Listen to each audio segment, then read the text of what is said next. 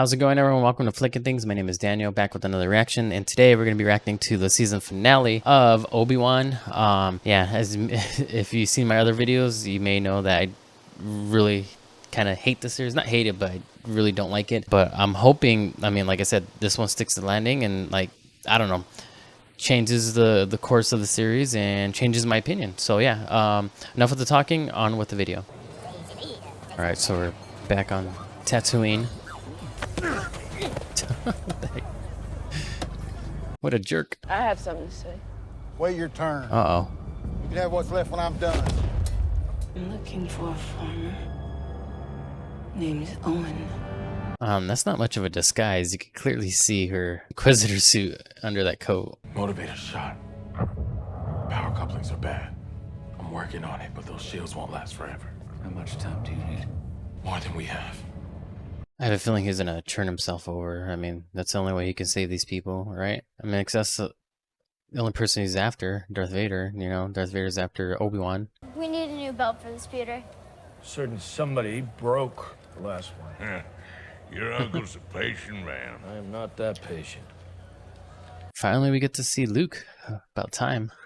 You've spent 10 years protecting the Jedi. This is my chance to return that favor. But we're so close. Wait, didn't he say there's no time? And now he's like, oh, we're so close. What? Fine, she needs to be given space. Just You must promise me that you'll get her home, Hodger, as soon as I'm in the clear. I wouldn't trust that guy. We're enough. You and me. Rue, what are you doing? We both knew this day might come. Dang, she's pulling out the shotgun. She'll come when the sun's gone. You said you'd take me home. Well, things have changed. Come back. Please. I promise. I thought he was gonna, clear her memory or something because, in the New Hope, she acts like she'd never met him before. I have to face him, Master, whether he dies or I do. This ends today. You gonna show up? Are you ready? Oh, I thought that was him. I was like, Dropship's all set. oh, You don't Qui-Gon. have to do this. People follow you. Don't stop. Just get started. he's one of the good, solid characters in the show.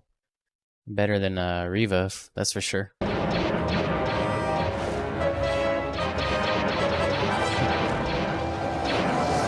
And they need to get a new gunman, man, because he's a terrible shot. if anything goes wrong, you know what to do. You run. I'm not afraid. I know. Everything's gonna be fine.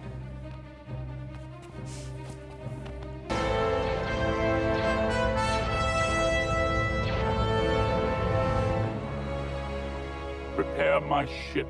I will face him alone. They headed to, that's not Mustafar, is it?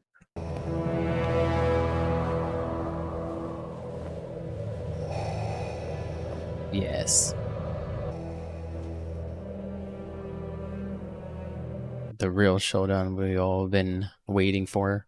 Have you come to destroy me, Obi-Wan? I will do what I must. Then you will die.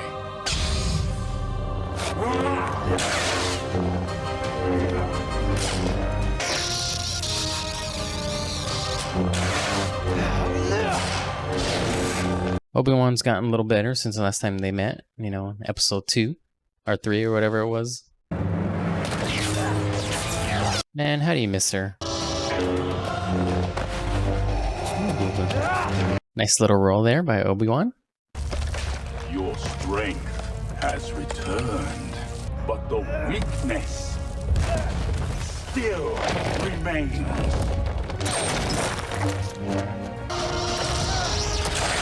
Dang. And that is why you will always lose.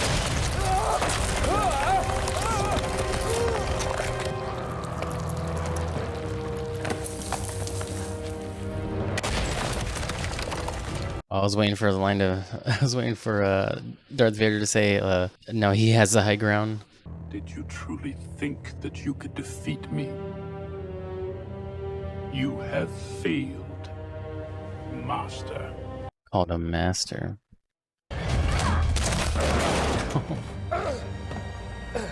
You really love the boy.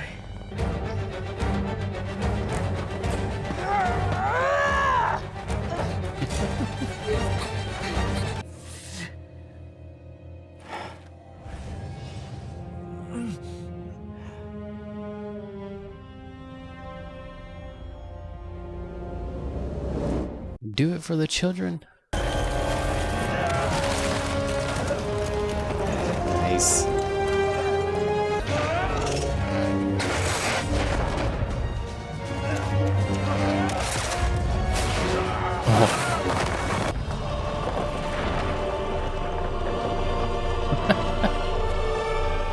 Oh, he's gained his powers back, alright. Yeah, she's still chasing him?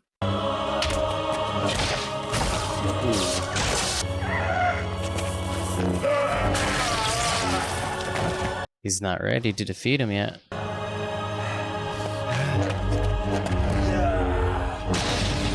Oh.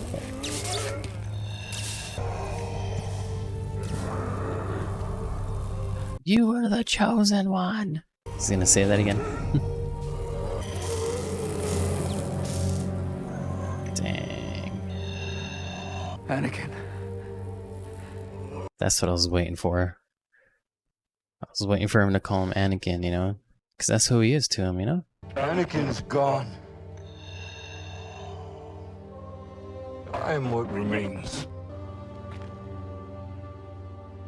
I'm sorry. I'm sorry, Anakin, for all of it. I am not your failure, Obi-Wan. You didn't kill Anakin Skywalker. I did.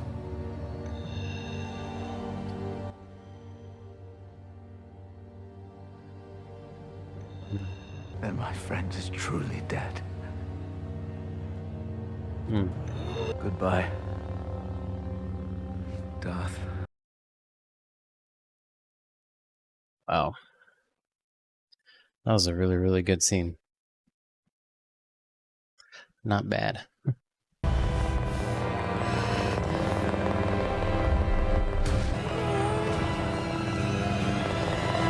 Not gonna be able to do it. Just as I predicted. I knew she was gonna have some like redeeming moment or a moment like where she becomes good, you know? See, I don't understand like the writing behind this because we all know his fate. So I don't know what they're trying to do, like, you know, like in this moment, it's like, okay, like we know she obviously didn't kill him. So what's the point of all that like tension right there? Alright, Obi-Wan, now kill her.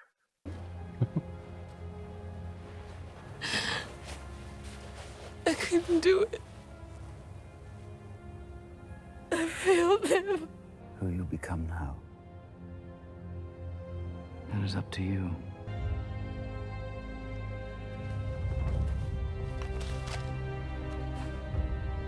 That'd be funny if it like it just goes off and then like it accidentally kills her. Now you are free. We both are. I mean, not really. She killed innocent people. Like she killed that one pilot. Kenobi means nothing. I serve only you, my master.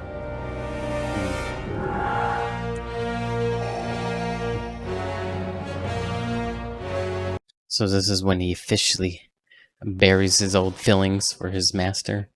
I do like that though, when they like the way they show Vader in that moment, sort of vulnerable, I guess.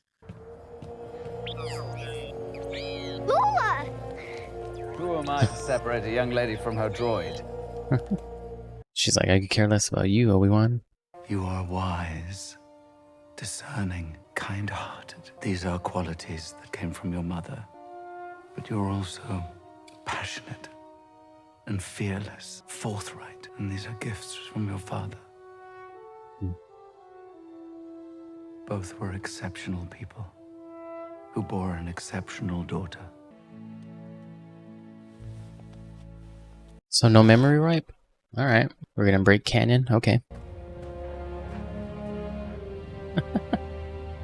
Reminds me of the Will Smith scene in Fresh Prince of Bel-Air when he's like looking at the empty house.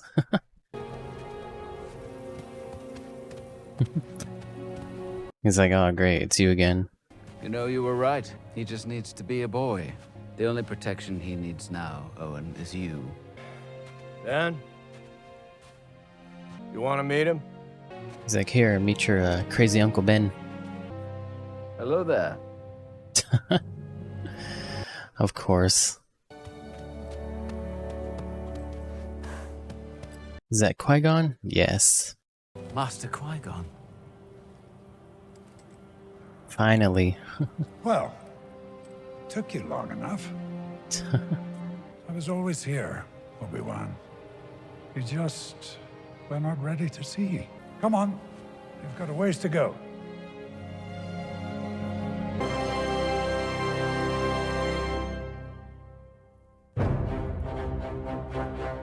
All right, so that's gonna do it for that episode.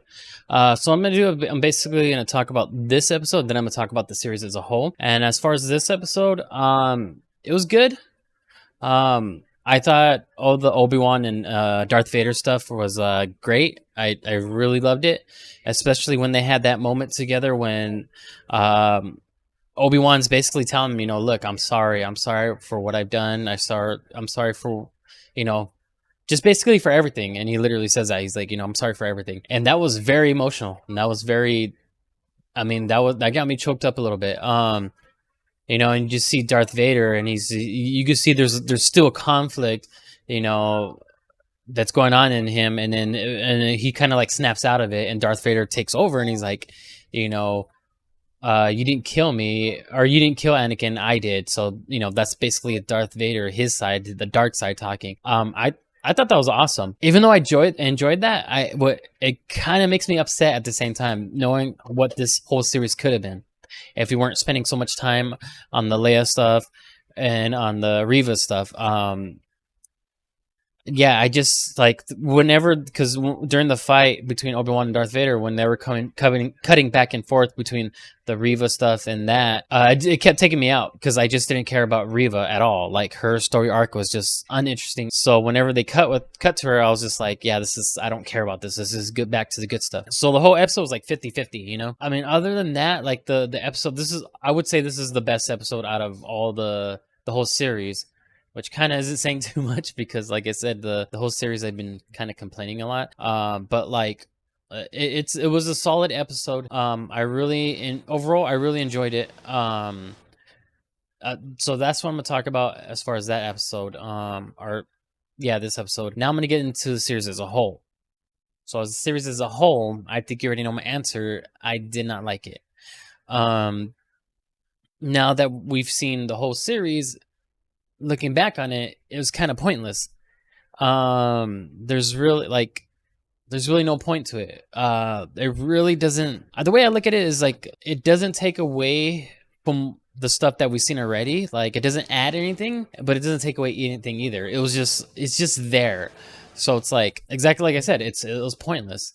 You know, it doesn't add anything new. There was a lot of interesting points, a lot of like as far as writing director, as far as the writing that didn't make sense, character arcs that didn't make sense. I don't know, like just the way they wrote the tension scenes. A lot of the tense moments, or at least the moments that they're trying to make, you know, very like intense and stuff, involved a lot of the people that we already know their fates. Like, you know, obviously with Reva, you know, chasing down Luke, like there was really no tension because we already know his fate. Same thing with Obi-Wan, you know, like his fate, you know, he gets buried in the debris. It's like, okay, you know, he's not gonna die or whatever, you know, because we know his fate. I guess they thought like, oh, if we put him in these life and death situations, it'll be really intenseful, and then it'll get, you know, it'll be very gripping. You can write intense moments and create tension without it revolving around like someone dying or like our heroes or whatever. So like a lot of that moments, it was empty. It was just like empty calories. It was just like, you know, like there's no tension there. Like I already know their fate. So why are you showing me this? It's like, I don't care. There's cool moments, you know, but I still don't care. And again, like I go back to Reva. As far as how they wrote her character, she was just a very poorly written character. And at first I thought it was just me. It's like, maybe I'm just nitpicking, but there's a lot of people out there that don't like her character as well. I know there's controversy, you know, like, oh, as far as I'm just gonna bring it up, you know, because it's just out there. I mean, there's been like it's a lot of people talking about it, about her race and, you know, her gender. You know, she's a girl, she's a woman of color. So there's been a lot of back and forth with the Star Wars fandom, you know, just saying like, oh, you're racist. Oh, like, some people, I mean, like, I would say, like, you know, obviously, like the ones that were retweeted or whatever. There's a lot, you know, where there was like they're attacking her, sending her DMs, and, you know, just being flat out racist. I mean, that's racist. That's what it is. That's not critiquing the show. It's not being like, oh, just give them a pass because they don't like the show. They're just being they're being critical of the show. No, that those messages that they sent her was straight up racist. So that's unacceptable. But as far as the other people, the real like people that were really invested in the show and really like critiqued it, a lot of people didn't like it, like her character, and it didn't have to do with race or gender. I know for me it didn't. Like, if they give her cool, like I said in, I don't know, I can't remember what video I said it, what reaction video I said it in, but if they gave her own show and they wrote her character like better, like if they had some of the same points, but if the execution was better, then I would have been okay with it, you know? But the fact that it was an Obi-Wan show, or at least how they promoted it as an Obi-Wan show, and it was more 60-40. I'll be a little bit fair. I mean, like I'll give it the benefit of the doubt. I'll say it was 50-50. It honestly could have been 60-40, but I'll go 50-50. But even if it's 50-50, that should not happen. The main focus should be Obi-Wan. And there was interesting moments where you could see some stuff happening with him, like internally, you know, saying, you know, he feels like he failed, you know, he feels like he failed Anakin, you know, and that's why he tells him, you know, I'm sorry, like this happened to you, you know, I feel like it's my fault. And if they would have explored that more, I would have loved it, you know? And I love the flashbacks, not because it's nostalgia, but you get to understand the relationship more. As much as I love the prequels, you really didn't get to delve deep into, they didn't have like moments of them together, I guess, you know, with a lot of character building and, you know, building the relationship. That's one of the things that's lacking in the prequels. As much as I love them and I enjoy them, that's one thing that's definitely missing, you know, between their story arcs, between them two, Anakin and Obi-Wan. So I thought this was the perfect opportunity to show some of those flashbacks and explore the relationship, and, you know, which I liked what they did, you know, and when they were in Coruscant training, and I thought that was really good in the show, and I thought that should have been the focus, but instead they focused on a lot of things with Leia, her story arc and everything. Her character was fine.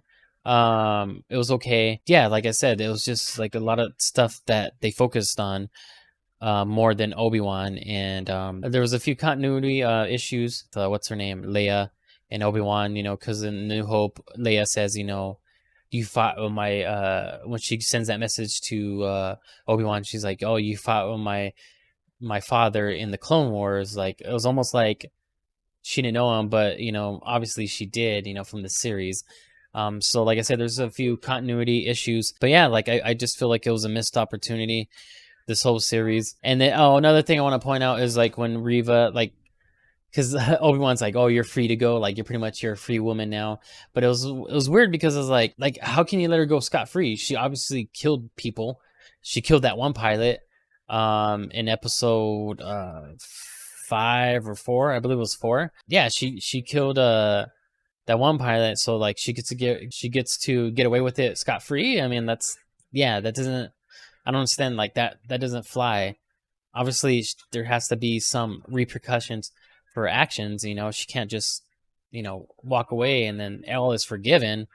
That's not how it works, you know. So that's what I'm saying, like when it comes to the writing, there's a lot of issues that like that didn't make sense. So yeah, like I said, the show added nothing. They didn't take anything. It's not gonna be like, oh, this ruined my childhood, you know, this ruined the whole prequels or like the original trilogy. No, I look at it as just like, it's just there. Like, it's like, okay, if you want to see some cool, it almost feels like fan fiction, like like the way it was just written, I guess. Like, you want to see some interesting fan fiction, like here you go, you can watch that. So like I'm disappointed in the series, but I'm not like angry. I'm just like, you ruined my childhood. Like, you know, that's ridiculous. Like, it is what it is. I mean, I'm very disappointed. Like, I'm very bummed that it wasn't epic. It wasn't something that I thought it was gonna be. It wasn't. Yeah, it didn't live up to the hype. So yeah, I mean, that's all I gotta say about the series. Hopefully, I'm looking forward to The Mandalorian season 3. That's gonna be. I think that's gonna be the next Star Wars series. I'm a huge fan of Mandalorian. I really loved episode. I mean, not episode. I loved season 1. Season 2 was really good, but it wasn't as good as season 1. I really liked the episodes of The Mandalorian when he was in Boba Fett, when they gave him like pretty much like 2 episodes to himself. Those episodes were pretty awesome. So it's like, it's really got me, you know, pumped for Mandalorian season 3. So I'm definitely looking forward to that. Hopefully they don't butcher it. Hopefully they don't screw it up, but I have faith in Filoni and what's his name, John Favreau, or it's hard I always forget his last name, but you know what I'm talking about. I have faith in those guys that they will come up with another great season of Mandalorian. But until then, stay tuned, and I'll catch you guys in the next video. See you later.